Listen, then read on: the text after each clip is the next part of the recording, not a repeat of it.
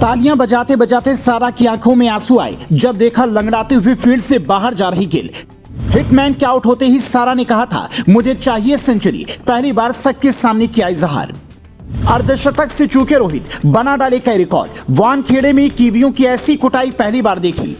India और New Zealand के semifinal में रोहित और गिल की जोड़ी ने ऐसा रोमांच भरा, फैंस बस मैच देखते रह गए। रोहित के बल्ले से 4 चौके और 4 ऐसे अद्भुत छक्के निकले कि 9 ओवर में ही टीम इंडिया का स्कोर 71 जा पहुंचा। और उसके बाद गिल ने 8 चौके और 3 छक्के लगाकर समा बांध दिया। गिल के हर बाउंड्री पर सारा तेंदुलकर ने जमकर तालियां बजाई, लेकिन 23वें ओवर में कुछ ऐसा हुआ जिसे देखकर गिल के मां बाप भी परेशान हो गए। दरअसल गिल को हैमस्ट्रिंग यानी कि मांसपेशियों में दर्द की वजह से पवेलियन लौटना पड़ा।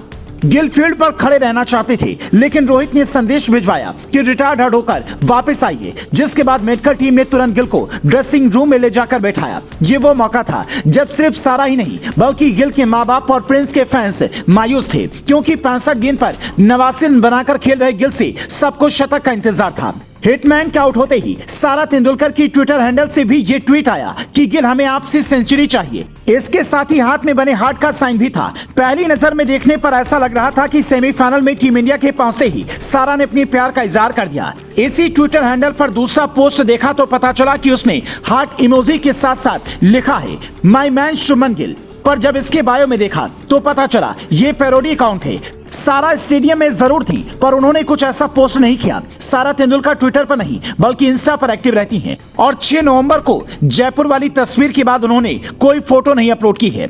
हालांकि सारा के दिल में क्या है वो वही जाने, पर रोहित की पत्नी रितिका और विराट की पत्नी अनुष्का ने इस मैच में जो किया वो दिल जीत लेगा। जब तक रोहित शर्मा बैटिंग कर रहे थे, रितिका उंगलियां क्रॉस करके स्टेडियम में बैठी हुई थी, आंखों पर काला चश्मा लगाए। रितिका की नजरें रोहित के हर शॉट को बिल्कुल गौर से ऑब्जर्व कर रही थी। एक के बाद एक रोहित लगातार लंबे शॉट लगाकर कीवियों पर दबाव बढ़ा रहे थे, जिसे देखकर फैंस को यह लग रहा था कि यह मैच 50 ओवर का नहीं बल्कि 20 ओवर का है। रोहित ने सिर्फ 29 गेंद में 47 रनों की जो शानदार पारी खेली, उससे ये साफ पता चलता है कि वो चाहते तो अर्धशतक आसानी से पूरा कर सकते थे, लेकिन वो बड़े शॉट की तरफ गए। टीम को तेज शुरुआत दिलाने के चक्कर में कैच आउट होकर पवेलियन लौटी और जैसे ही विराट क्रीज पर आए, कहा कि थोड़ा सा टिक कर खेलना। विराट ने इस मैच में शुरुआत में अपने अंदाज में थोड़ा स्लो खेला, लेकिन जैसे अर्धशतक पूरा किया, अनुष्का ही नहीं बल्कि पूरा स्टेडियम खड़े होकर उनका इस्तकबाल करने लगा। न्यूजीलैंड के गेंदबाजों के सिर पर पसीना आने लगा कि कोहली को आउट नहीं किया तो हार पक्की है। वर्ल्ड कप के इस बड़े नॉकआउट मुकाबले में टीम इंडिया की सबसे शानदार बात यह देखने को मिली कि एक छोर से रन बरस रहे थे तो दूसरे छोर से दूसरा बल्लेबाज चुपचाप खड़े होकर उसका आनंद ले रहा था। ऐसे ही रोहित ने शुरुआत में जब एक छक्का लगाया, क्रिस गेल का रिकॉर्ड तोड़ते हुए वर्ल्ड कप में सबसे ज्यादा छक्के लगाने का रिकॉर्ड अपने नाम किया, तो गिल उस छक्के को दूर तक देखते रह गए। गिल ने इस मैच में 3 बड़े रिकॉर्ड बनाए। पहला, वर्ल्ड कप के एक सीजन में सबसे ज्यादा छक्के लगाने वाले बल्लेबाज बने। दूसरा, वर्ल्ड कप के पावर प्ले में सबसे ज्यादा छक्के लगाने का रिकॉर्ड अपने नाम किया। तीसरा, वर्ल्ड कप के शुरुआती 10 ओवर में सबसे ज्यादा 317 रन बनाए।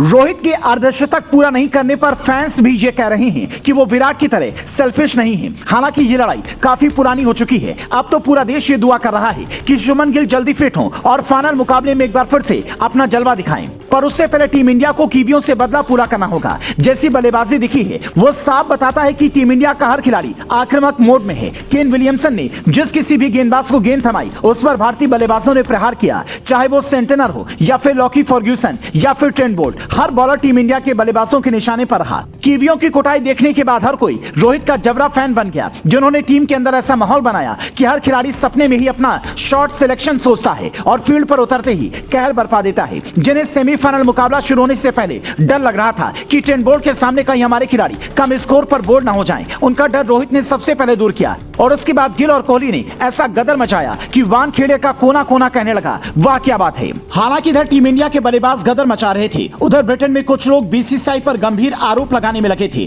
उनका कहना था कि पहले मैच 7 नंबर पिच पर होना तय हुआ था, लेकिन टीम इंडिया को मदद पहुंचाने के लिए पिच नंबर 6 पर मैच करवाने का फैसला किया। मतलब इंग्लैंड के लोग भी अब पाकिस्तान की तरह बात करने लगे हैं। इन्हें ये तो नहीं कहा जा सकता कि नाच न जाने आंगन टेढ़ा, क्योंकि पूरी दुनिया को क्रिकेट इन्होंने ही दिया है। पर इतना जरूर कहा जा सकता है कि टीम इंडिया की लगातार जीत देखकर शायद ये सदमे में हैं कि तारीफ के बजाय नया नुस्खा ढूंढने में लगे हैं। हालांकि ऐसे लोगों को आईसीसी ने भी अपना जवाब दे दिया है कि पिच का बदलना कोई बड़ी बात नहीं है, मतलब ये सवाल बेवजह थी। ऐसे में आप ऐसे लोगों को क्या कहना चाहेंगे, कमेंट कर बताएं और प्रिंस गिल के लिए दुआ कीजिए कि वो जल्द ठीक होकर लौटें।